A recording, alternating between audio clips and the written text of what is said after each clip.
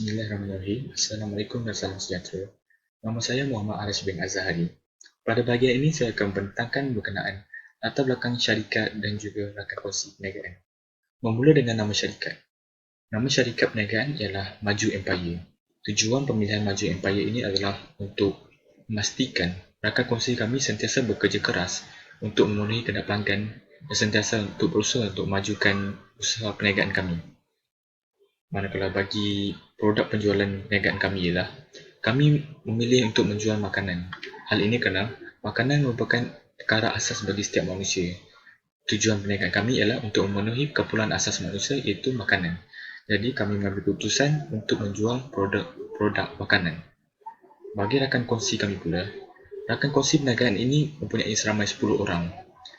Kita dapat lihat sini, rakan kongsi ialah seramai 10 orang iaitu Theodore, Lilasari, Deka, Fitri, Arash, Abby, Dennis, Shakira, Wani dan Hafizah. Tujuan kami mencari rakan kongsi yang ramai adalah untuk memaksimumkan modal perniagaan kami. Apabila modal perniagaan yang banyak, kami dapat menghasilkan produk penjualan kami dengan harga yang murah serta berpatutan untuk pada para pelanggan. Selain itu juga, apabila ramai rakan kongsi, ia juga dapat mengumpulkan pelbagai kemahiran daripada lain-lain rakan kongsi. Hal ini maksud perniagaan ini kami dapat berkongsi kemahiran kami untuk memajukan perniagaan kami untuk memenuhi kehendak pelanggan. Itu saja. Sekian, terima kasih. Salam sejahtera, saya ucapkan kepada Dr. Nur Samsina dan rakan-rakan seperjuangan sekalian. Nama saya Dennis Yon Jemping dan saya akan menerangkan bahagian key activities untuk perniagaan kumpulan kami. Secara umumnya, key activities merupakan segala proses aktiviti yang dilakukan dalam sesebuah perniagaan bermula daripada pembuatan sehinggalah pemasaran sesuatu produk. Antara aktiviti-aktiviti yang dilakukan dalam perniagaan kami ialah yang pertama, packaging ataupun pembungkusan. Yang kedua, homemade iaitu buatan sendiri. Yang ketiga, delivery ataupun perkhidmatan penghantaran. Dan yang terakhir, promoting iaitu aktiviti mempromosi. Itu sahaja daripada saya. Sekian, terima kasih. Salam sejahtera, saya Theodore Jordan Anak Bakit, kad metrik di 20101089348. Saya akan membentangkan value proposition, iaitu kelebihan produk kami. Kelebihan pertama ialah produk kami dibuat secara homemade, iaitu produk kami dibuat oleh hasil tangan ahli kami sendiri. Yang kedua, jenama yang baik. Syarikat kami menggunakan nama Maju Empire Sendirian Berhad, ingin membuktikan bahawa syarikat kami lebih baik daripada syarikat lain. Yang ketiga ialah memuaskan hati pelanggan. Kebanyakan feedback daripada pelanggan kami menunjukkan tanda yang positif terhadap produk kami, yaitu krepek cheese. Dan yang terakhir ialah produk kami mampu dibeli oleh pelanggan.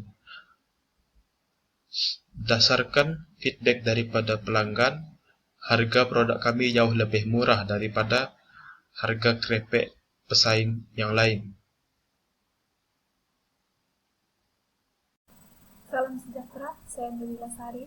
Dengan ini saya akan menjelaskan tentang customer relationship dalam sebuah perniagaan, yaitu perhubungan antara peniaga dan pelanggan. Dengan ini kami menggunakan 3 kaedah, yaitu followers, promote, dan face-to-face promoting. Followers dan promote kami lakukan sama ada dalam Instagram, Facebook, ataupun WhatsApp. Manakala face-to-face promoting, kami akan membuat pengiklanan secara bersemuka dengan mana-mana pelanggan. Assalamualaikum dan salam sejahtera. Saya Siti Hafizah binti Abdullah dan pada hari ini saya akan membentangkan tentang customer segment ataupun segmen pelanggan. Segmen pelanggan ini merupakan salah satu daripada 9 elemen utama dalam Business Model Canvas ataupun BMC. Segmen pelanggan ini dia merupakan merujuk kepada bagaimana kita meletakkan sasaran pelanggan ataupun target customer yang kita mahu. Jika kita mengetahui siapa customer kita ataupun target customer kita, dia akan lebih memudahkan kita untuk memberi fokus kepada perniagaan yang kita jalankan. Ini kerana kita tahu bahawa customer tu dia merupakan kita perlu ikat mereka untuk menjana income dan profit margin yang berterusan. Seperti dalam perniagaan kami, kami telah menetapkan opsi student dan juga online customer sebagai customer target kami. Nama saya Ebi Clara. Saya akan mengembangkan bahagian channel ataupun saluran dalam model perniagaan kami. Saluran merupakan elemen penting dalam sesuatu model perniagaan, di mana elemen ini yang menentukan bagaimana sesuatu syarikat itu berkomunikasi untuk mendapatkan pelanggannya. Dalam model perniagaan kami telah menggunakan saluran seperti Instagram, Facebook, dan WhatsApp untuk mengiklankan produk kami. Dengan penggunaan cara ini, kami dapat mengiklankan produk kami dengan lebih cepat dan luas. Assalamualaikum, saya Nurumilia Syakira binti Abdul Rahman akan membentangkan tentang cost structure. Cost structure merupakan kos yang terlibat dalam perniagaan yang perlu diambil kira. Kami telah mengenal pasti cost structure untuk perniagaan kami iaitu charge penghantaran ataupun COD yang telah kami kenakan sebanyak RM RM1. Seterusnya ialah cooking ingredients ataupun bahan masakan. Contohnya untuk membuat popiah, kami telah menggunakan bahan seperti cheese, Milo, Nestem dan juga kulit popiah. Penting untuk menyeimbangkan cost structure ini untuk meningkatkan revenue stream kami. Itu sahaja. Terima kasih.